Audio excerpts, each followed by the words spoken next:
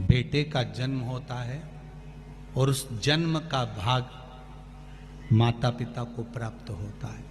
दोनों बातों को अच्छे से समझ लीजिएगा कि घर में एक बेटा एक बहू आपकी सेवा कर रहे हैं और घर में अगर बेटा बहू आपकी सेवा नहीं कर रहे हैं तो उसका फल क्या है। माता वृंदा ने कहा कि माँ जब दूध पिलाती है, माँ अपना रक्त दे देती है, तो फिर बच्चे मुख क्यों मोड़ लेते हैं। शंकर जी कह रहे हैं सुनो वृंदा, ये गौ सेवा का भाग है। धेनुमानस में, गरुड़ पुराण में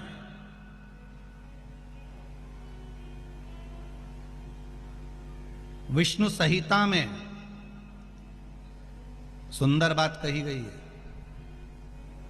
यदि आपने गौ माता को रोटी दी है, प्रेम से सहलाया है, ताजा भोजन जानते हो, घर में रोटी बनी, पहली रोटी किसकी बनती है? गाय की। रोटी बनी, सबके जीवने से पहले रोटी गाय को दी है। और मान लो वही रोटी फ्रिज पे रख दी, फिर डब्बे पे पड़ी रही, सब ने जीम लिया, तब पन्नी में पॉलीथिन में टंगी रही।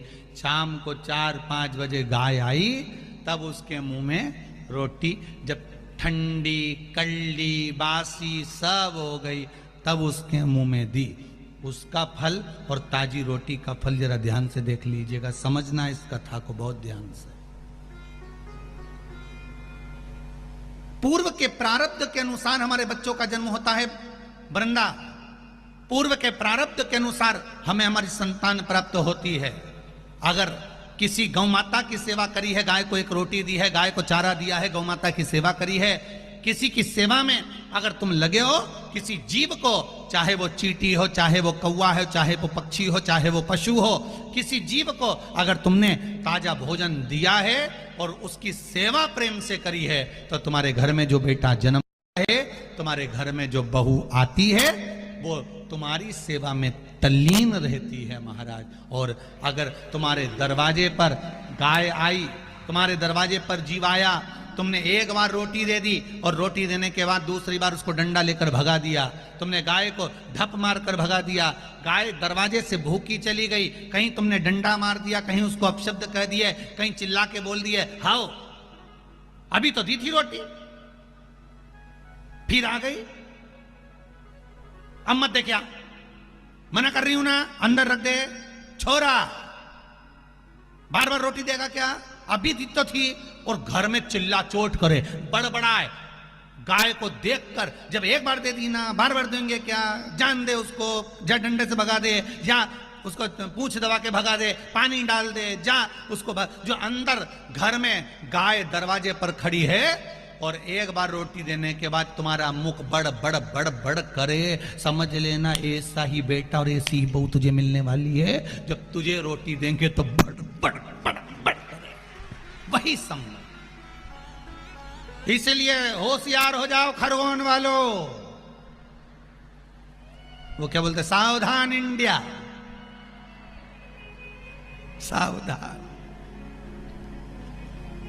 फिर वही वाली बात आ गई, मत बुरे कर्म कर बंदे वरना पछताएगा, भगवान की आंखों से तू बच नहीं पाएगा, तू बच नहीं पाएगा।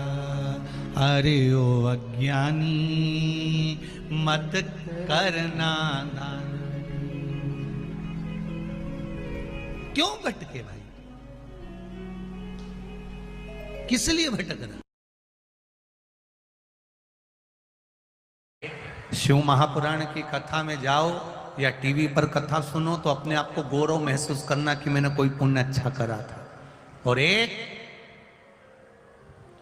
आपके घर में अगर बेटी जन्म ले ले, आपके घर में अगर बेटी का जन्म हो जाए तो अपने आप को गौरव महसूस करना कि सारे तीर्थ मेरे घर में जन्म ले लिए, सारे तीर्थ।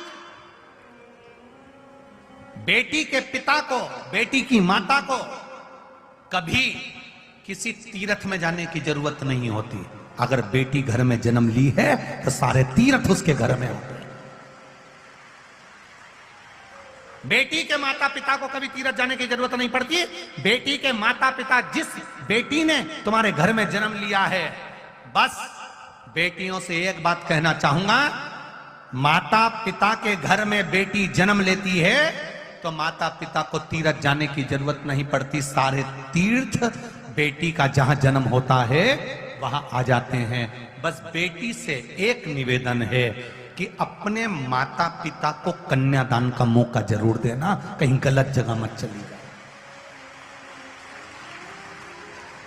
तुम्हारे जन्म से सारे तीर्थ बेटी के जन्म से आ जाते हैं। जिस दिन बेटी का जन्म होता है उस दिन घर में सारे तीर्थ आकर विराजमान हो जाते हैं। उस माता को धन्यवाद, उस पिता को धन्यवाद जिसके घर में बेटी का जन्म होता है।